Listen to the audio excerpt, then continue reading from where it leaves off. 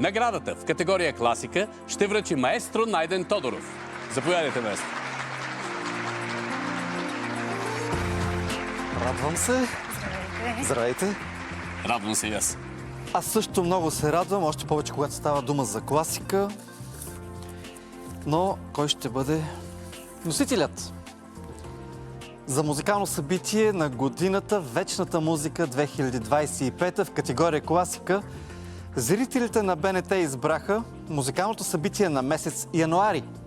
Вдъхновение световна премиера на двойния концерт за цигулка, акордеон и оркестър от Минко Ламбов с участието на Симфонията София, диригент Минко Ламбов, солисти Светлин Русев цигулка, Вероника Тодорова акордеон.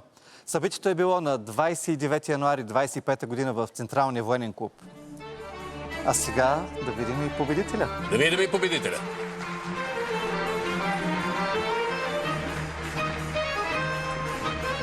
Здравейте. Здравейте, честито. Благодаря. Честита награда. Благодаря. Честито. Много се радвам. Трябва да кажа, че Минко Ламбов е един прекрасен композитор. Имах щастието да присъствам на негова премиера в Измир. Отново с Светлин Русев цигулар, с оркестъра на Измир.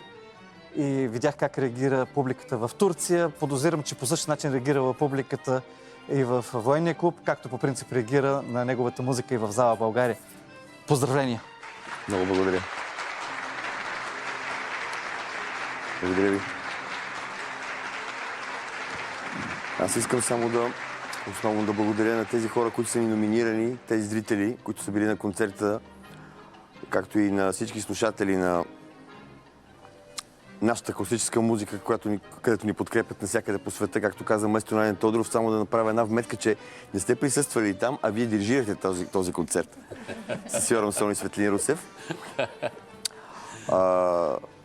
Благодаря на Светлин Русев, благодаря на Вероника Тодорова, благодаря на оркестър Симфонията София. Наистина се надявам да имаме все повече и повече успехи заедно. Благодаря на предаването Вечната музика въобще за това, че ви има за единственото предаване, което е в сферата на класиката и джаза в България. Подкрепяме ви силно и продължавайте много напред. Благодаря ви. За нас е чест.